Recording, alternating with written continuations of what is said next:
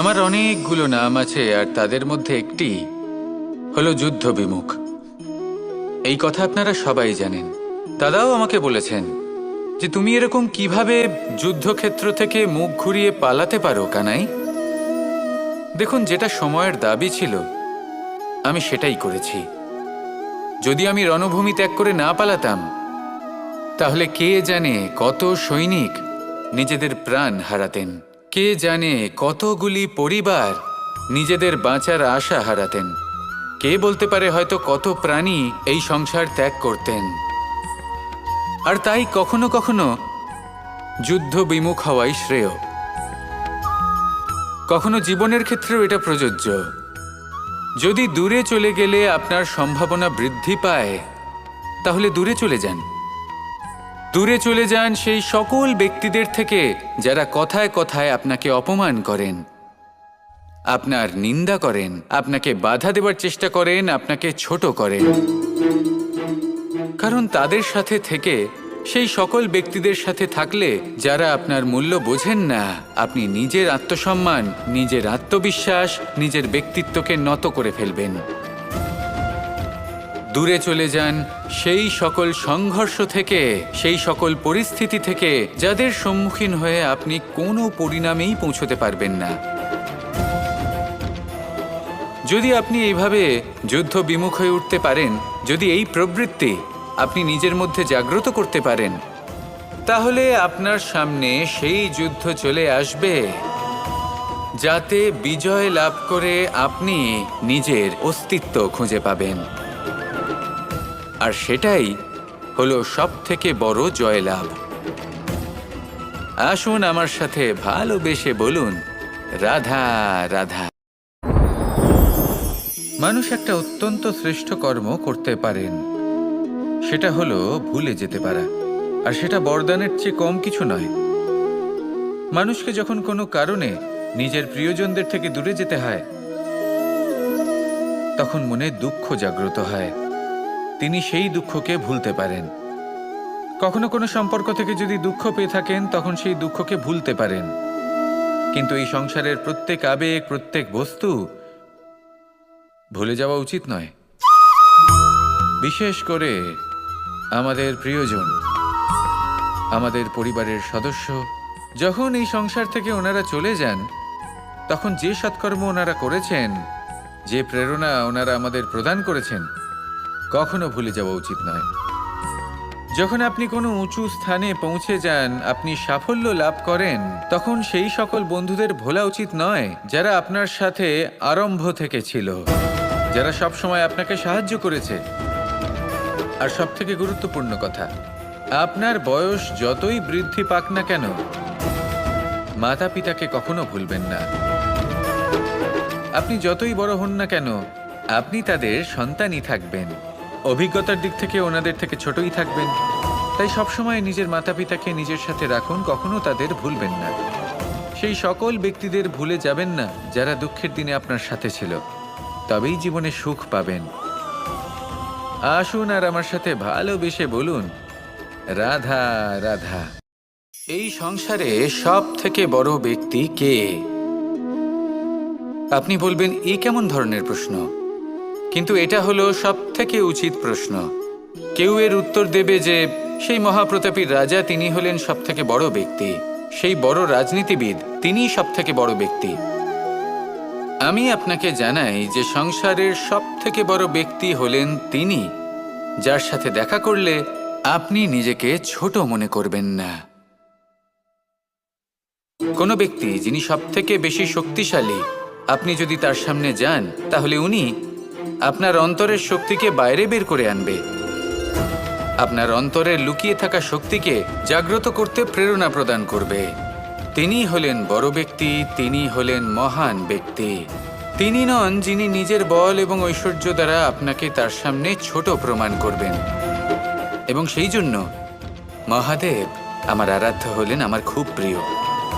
কারণ রাজা হোক বা ফকির, কেউ যদি ওনার সামনে যান, তাহলে সে নিজেকে ছোট মনে করেন না। আপনিও যদি জীবনে অনেক বড় হতে চান, তাহলে কাউকে কখনো নিজেকে ছোট মনে করতে দেবেন না। তার অন্তরে বড় হয়ে ওঠার প্রেরণা প্রদান করুন। আসুন আমার সাথে ভালোবেসে বলুন, রাধা রাধা। এই সংসারের একটা নিয়ম আছে, বা বলতে পারেন লোকে তাই বলে, যে শক্তিশালী হয় সে শক্তিহীনকে নত করে দেয়। এমনটাই হয়, তাই না? আবশ্যক নয়, কখনো কখনো এমনও হয় একজন অসমর্থ ব্যক্তি সমর্থ ব্যক্তিকে নত করে দেন। এটা সম্ভব, এও হতে পারে। আর এটা তখন হতে পারে যখন তার মধ্যে ভালোবাসার শক্তি থাকে। ভালোবাসার শক্তি এই সংসারে সবথেকে বড় শক্তি হয়। এই ভালোবাসার শক্তি দ্বারাই নির্ধন সুদামা আমাকে দিয়ে নিজের পা ধুইয়ে নিল, কিছু না বলেই, কিছু না চেয়েই। এই কর্মের আধার ছিল শুধুমাত্র ভালোবাসা। খুব শক্তিশালী হয় এই ভালোবাসা। ভালোবাসার শক্তি দ্বারাই আপনি হিমালয় পর্বতকে নত করতে পারেন, তাহলে কি অসম্ভব হতে পারে? এই ভালোবাসার শক্তির সঞ্চার করুন, আর এই ভালোবাসার সাথেই বলুন, রাধা রাধা। মানুষের জীবনে স্বচ্ছতার একটা আলাদা গুরুত্ব আছে।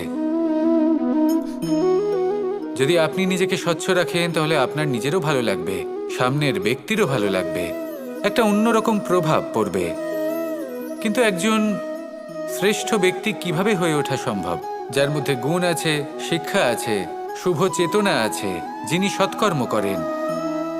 কিভাবে হব সেই ব্যক্তি যার মধ্যে জ্ঞান আছে? শুধুমাত্র স্বচ্ছ থাকলে তো তা হওয়া সম্ভব নয়।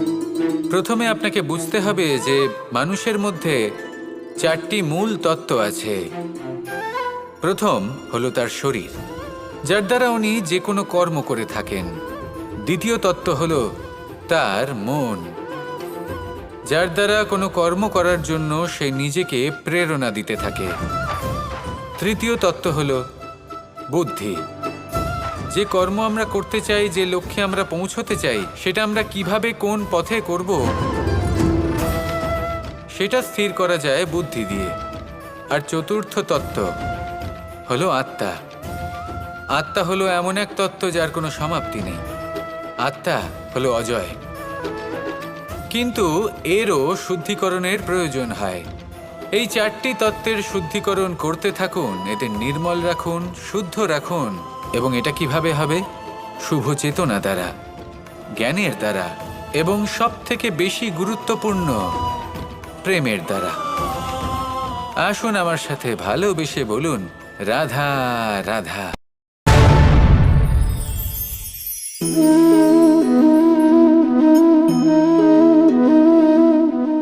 জল এই সংসারের সমস্ত প্রধান তত্ত্বের মধ্যে একটি।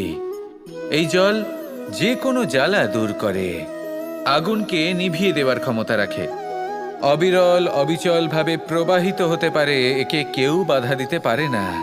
এর পথে বাধা সৃষ্টি করলে নিজের পথ নিজেই খুঁজে নেবে, বা সে নিজেই নিজের পথ বানিয়ে নেবে, কিন্তু কখনো থামবে না। এই জল হলো মহান, আর এর একটা মহান গুণ আছে, এর নিজস্ব কোনো রং নেই। কিন্তু যখন মেঘ থেকে বৃষ্টিরূপে পৃথিবীতে ঝরে পড়ে, তখন সমস্ত সংসারকে রঙিন করে তোলে। যেখানে খরা হয়েছে সেখানে শ্যামল করে তোলে, যে স্থান শ্যামল সেখানে ভিন্ন ভিন্ন প্রকারের পুষ্প ফুটিয়ে তোলে। এই জল, এই জলের মতন আমাদের হতে হবে। ওর যেমন কোনো রং নেই, আমাদেরও যেন কোনো অহংকার না থাকে। শুধু কর্মের এই ধারাতে বইতে থাকুন, এই সংসারের মঙ্গল করতে থাকুন, শ্রেষ্ঠ কর্ম করতে থাকুন। এই সংসারকে এটা বলার কোনো প্রয়োজন নেই যে আপনি কে।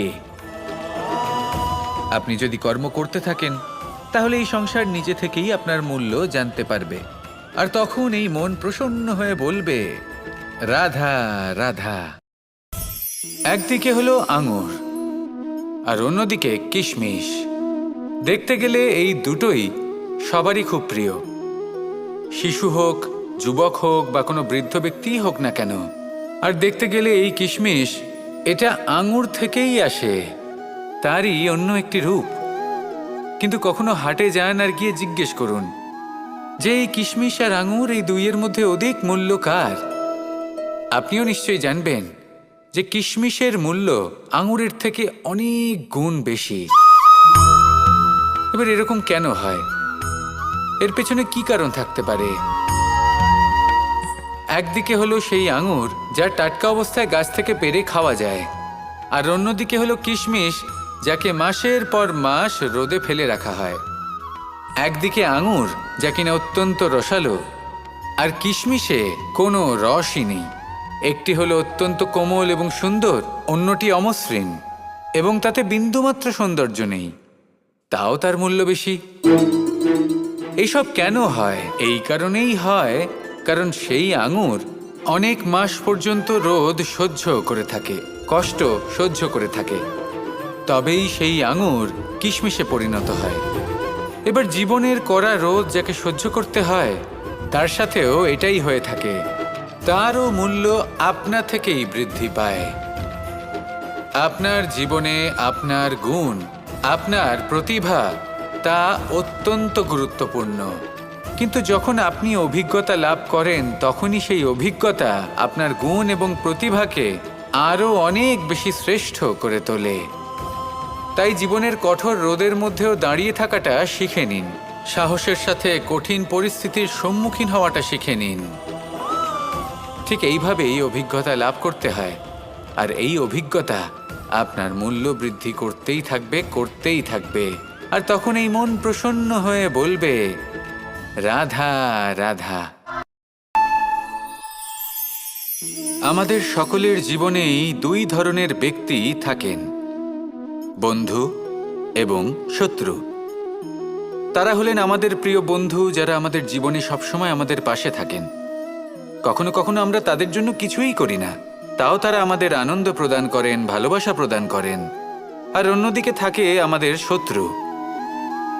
দেখতে গেলে যখন আমরা জন্ম নিই, তখন কিন্তু আমাদের কোনো বন্ধু থাকে না, আমাদের কোনো শত্রুও থাকে না। কিন্তু যত ধীরে ধীরে আমরা জীবনে এগোতে থাকি, আমাদের বয়স বাড়তে থাকে, তখন আমাদের বন্ধু আর শত্রু এই দুইয়ের সংখ্যা বাড়তে থাকে। আর সেই সব কিছু নির্ভর করছে আমাদের কথার ওপর এবং আমাদের ব্যবহারের ওপর। এবারে আপনি যদি কোনো ব্যক্তিকে স্বাগত জানান উদার চিত্তে, ভালোবেসে, তাহলে সেই ব্যক্তি আপনার বন্ধু হবেই হবে। কিন্তু যদি আপনি নিজে হাতে কাউকে সামনে অগ্রসর হতে বাধা দেন, বিনা কারণে তার সাথে খারাপ ব্যবহার করেন, তাহলে তার মনে শত্রুতার বোধ অবশ্যই জেগে উঠবে। আর রইল বিষয় কথার, যদি আপনার কথা মধুর হয়, তাহলে সবাইকে আপনি আপন করে নিতে পারবেন। এই কথাই যদি কটু হয়, তাহলে আপনার আপনজনেরাও দূরে চলে যেতে পারে। তাই নিজের কথার ওপর সংযম রাখুন এবং নিজের আচরণ উদার করে তুলুন। জীবনে সুখে সুখ থাকবে।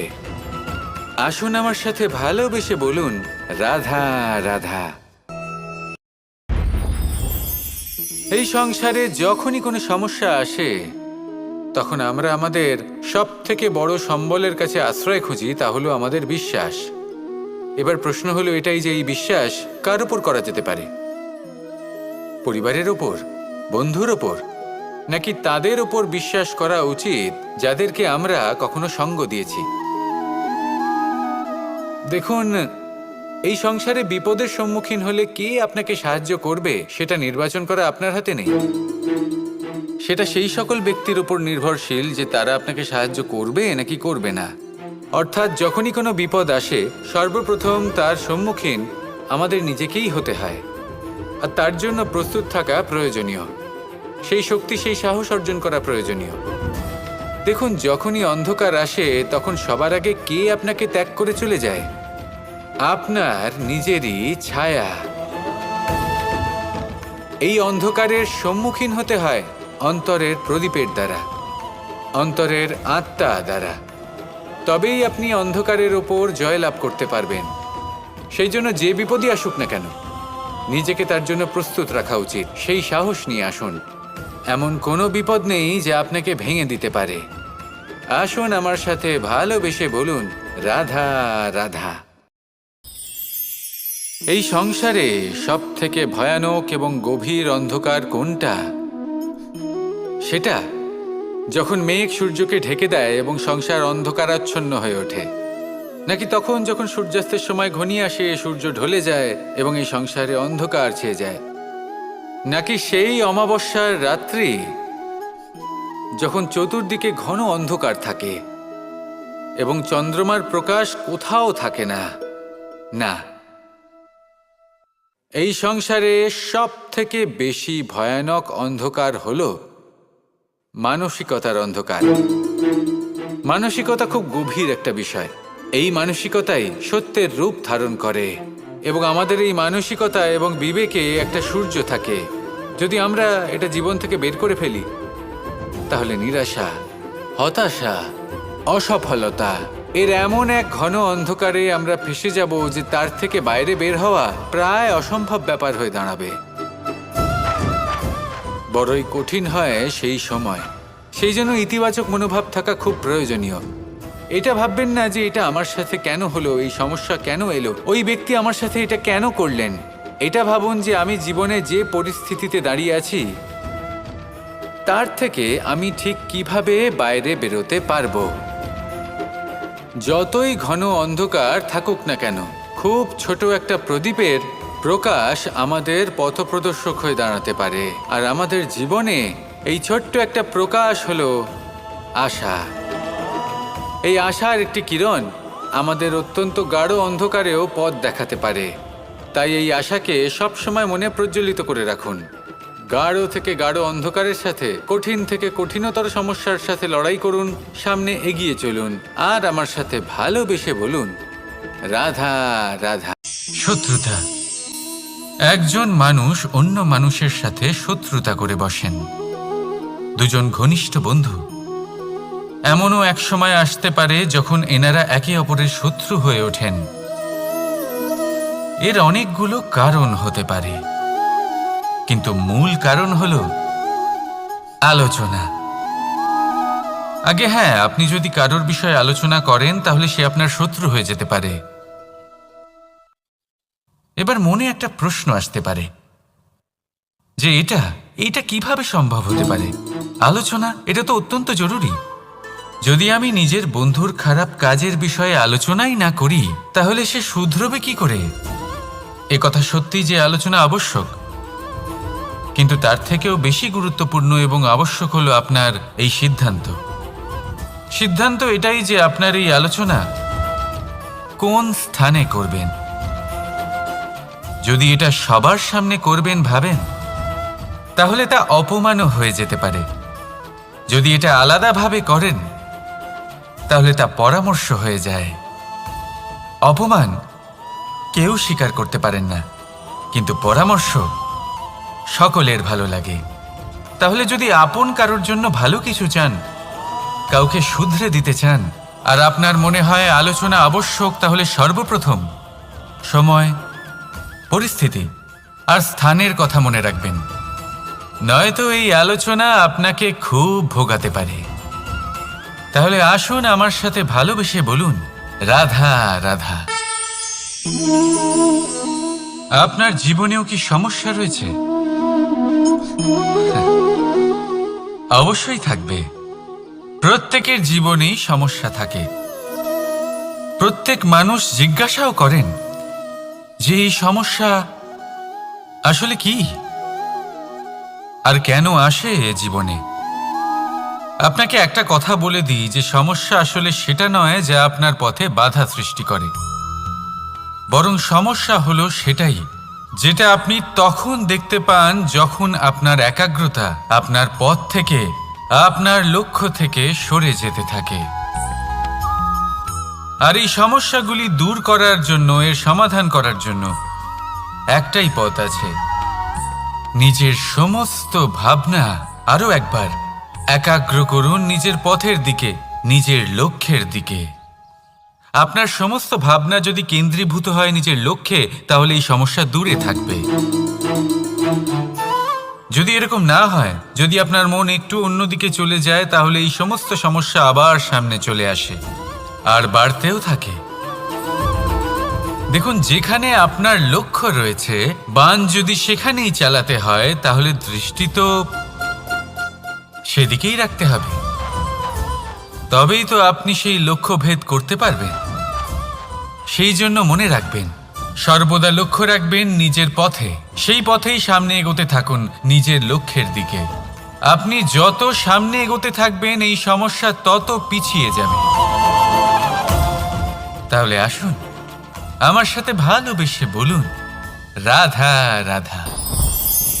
এই পাখিরা সত্যি খুব সুন্দর, আমার খুব ভালো লাগে। আপনি নিশ্চয়ই শুনে থাকবেন যে কিছু পাখির কাছে ডানা অবশ্যই থাকে, কিন্তু উড়তে পারে না।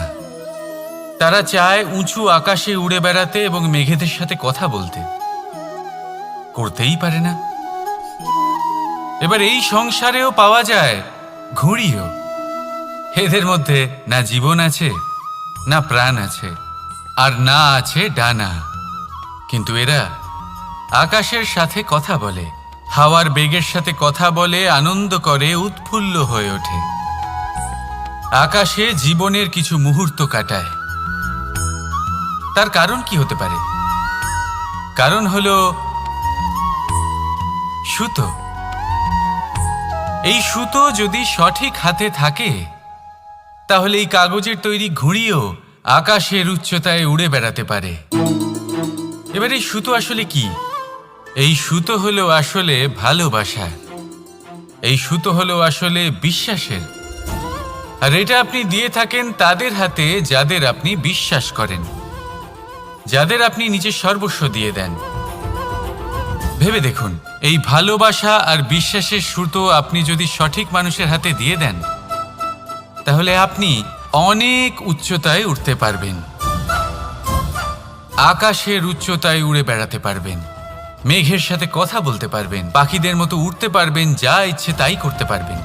শুধু এই মানুষ সঠিক হতে হবে, এমন একজন মানুষ যার মনে আপনার জন্য ভালোবাসা রয়েছে, এমন এক মানুষ যার মনে কোনো স্বার্থ নেই, যিনি পরোপকারী, এমন একজন ব্যক্তি যিনি আপনার অস্তিত্বকে বাইরে নিয়ে আসতে পারবেন, তাকে উজ্জ্বল করে তুলবেন। তাহলে ভালোবাসুন, আনন্দ করতে থাকুন, আর এই আনন্দ সহকারে বলুন, রাধা রাধা। আমরা সকলে এমন ব্যক্তির সাথে থাকতে চাই যারা খুব মিষ্টি কথা বলেন, যাদের ব্যবহার আমাদের ভালো লাগে, যারা দেখতে সুন্দর হন, যাদের আমরা পছন্দ করি। আর সবসময় এমন ব্যক্তির থেকে দূরে থাকতে চেষ্টা করি যাদেরকে আমরা পছন্দ করি না, যাদের কথা আমাদের খারাপ লাগে, যাদের কথা একটু কঠোর হয়। আমরা সবসময় চেষ্টা করি এদের থেকে দূরে থাকার, ঠিক কিনা? কিন্তু যদি বাস্তবটা দেখি তাহলে এই কঠোরতা জীবনে শান্তির প্রলেপ দেয়। ওষুধও একটু কড়াই হয়, কিন্তু এ কি করে? আমাদের সুস্থ করে তোলে। ঠিক সেইভাবেই ভালোবাসার এই অধ্যায় একটু কঠিন, একটু কড়াও মনে হতে পারে, কিন্তু এর ফল সবসময় আপনাদের স্বাস্থ্যের পক্ষে ভালোই হয়। সেই জন্য যদি কেউ আপনার নিন্দে করে, আপনাকে কড়া কথা শোনায়, আপনার ব্যাপারে আলোচনা করে, তার মানে এটা নয় যে সে আপনার শত্রু।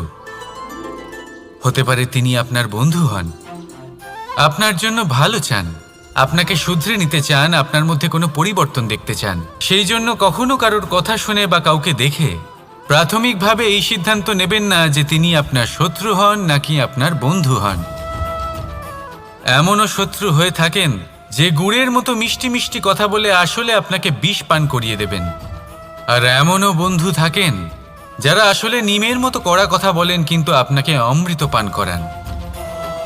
এদের মধ্যে পার্থক্য করতে জানতে হবে, কে আসলে শত্রু হন আবার কে আসলে মিত্র হন।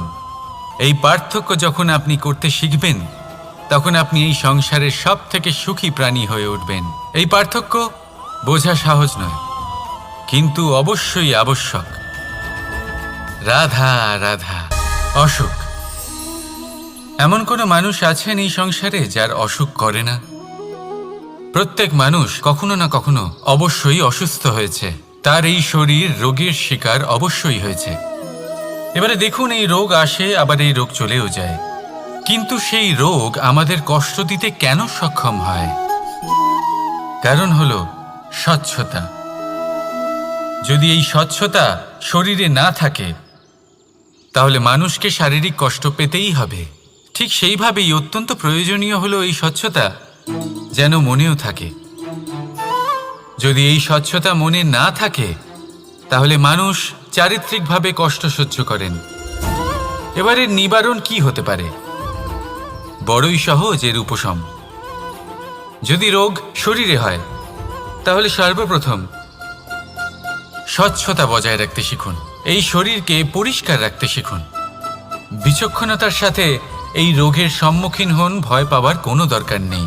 ব্যায়াম করতে থাকুন, সব ঠিক হয়ে যাবে। সেইভাবেই যদি এই অসুখ মনে হয় তাহলে কি করা যায়? সর্বপ্রথম তার আধারের উপরে নজর দিন। আপনার এই আধারই হলো আপনার আহার। যা আপনি আহার করবেন সেরকমই মানুষ হয়ে উঠবেন। সেইভাবেই আপনি যেরকম ভাবেন সেরকমই মানুষ হয়ে উঠবেন। সেই জন্য নিজের ভাবনাকে শুভ করুন, নিজের দৃষ্টিভঙ্গিকে শুভ করে তুলুন। সব কিছু সঠিক হবে। আপনার আমার সবার মধ্যেই এক রাক্ষস বাস করে। তার সম্মুখীন হন, তাকে পরাস্ত করুন। তাহলে এই রোগ সে শরীরেই হোক বা মনের মধ্যে, যদি সঠিক সময় তাকে আটকানো না যায় তাহলে যে কোনো সময় তা মহামারীর রূপ ধারণ করবে। সেই জন্য সাবধানে থাকুন, সুস্থ থাকুন। তাহলে আসুন আমার সাথে ভালোবেসে বলুন, রাধা রাধা।